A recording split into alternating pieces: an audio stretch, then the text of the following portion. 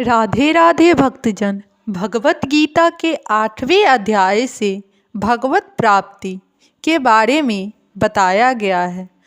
अध्याय 8 से श्लोक 11 में बताया जा रहा है, जो वेदों के ज्ञाता है, जो ओंकार का उच्चारण करते हैं और जो संन्यास आश्रम के बड़े बड़े मुनि हैं, वे ब्रह्म में प्रवेश करते हैं। ऐसी सिद्धि की इच्छा करने वाले ब्रह्मचर्य व्रत का अभ्यास करते हैं।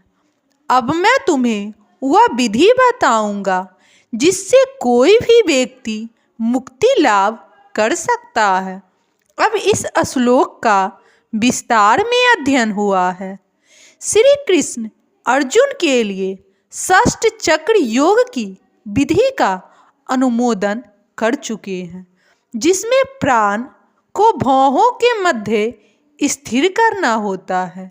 यह मानकर कि हो सकता है अर्जुन को षष्ठ चक्र योग अभ्यास न आता हो, कृष्ण अगले श्लोक में इसकी विधि बताते हैं। भगवान कहते हैं कि ब्रह्म यद्यपि अद्वितीय है, किंतु उसके अनेक स्वरूप होते हैं। विशेषतया निर्विशेषवादियों के लिए अक्षर या ओंकार ब्रह्म है। कृष्ण यहाँ पर निर्विशेष ब्रह्म के विषय में बता रहे हैं, जिसमें संन्यास प्रवेश करते हैं। ज्ञान की वैदिक पद्धति में छात्रों को प्रारंभ से गुरु के पास रहने से ब्रह्मचर्य व्रत का पालन करते हुए ओंकार का उच्चारण तथा परम निर्वेश ब्रह्म की शिक्षा दी जाती है। इस प्रकार वे ब्रह्म के दो स्वरूपों से परिचित होते हैं।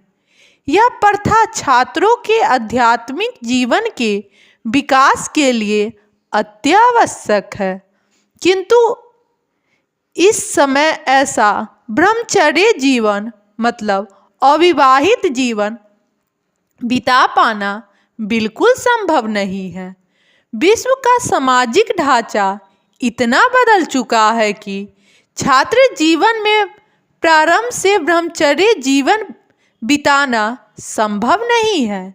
यद्यपि विश्व में ज्ञान की विभिन्न शाखाओं के लिए अनेक संस्थाएं हैं, किंतु ऐसी मान्यता प्राप्त एक भी संस्था नहीं जहां ब्रह्मचर्य के सिद्धांतों में शिक्षा प्रदान की जा सके।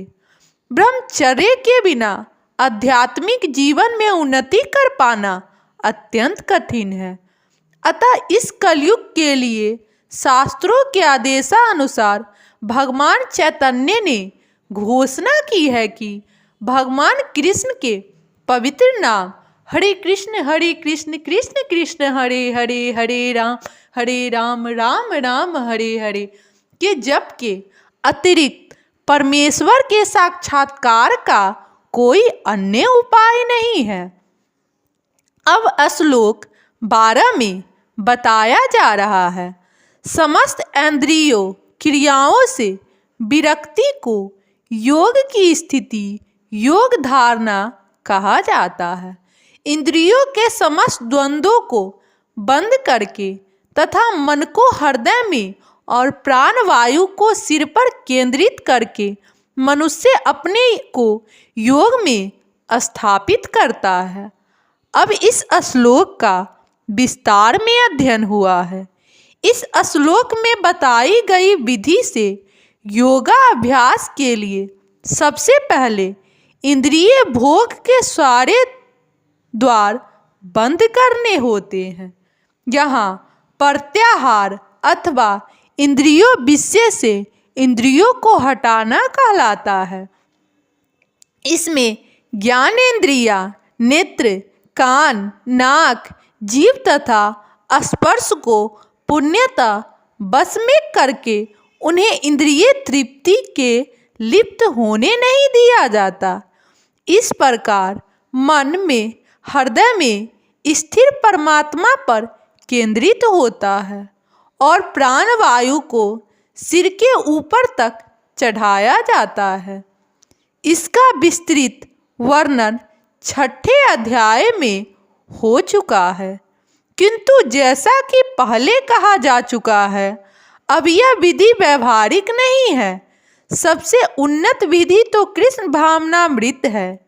यदि कोई भक्ति में अपने मन को कृष्ण में स्थिर करने में समर्थ होता है, तो उसके लिए अविचलित दिव्य समाधि में बने रहना सुगम हो जाता है। राधे राधे भक्तजन।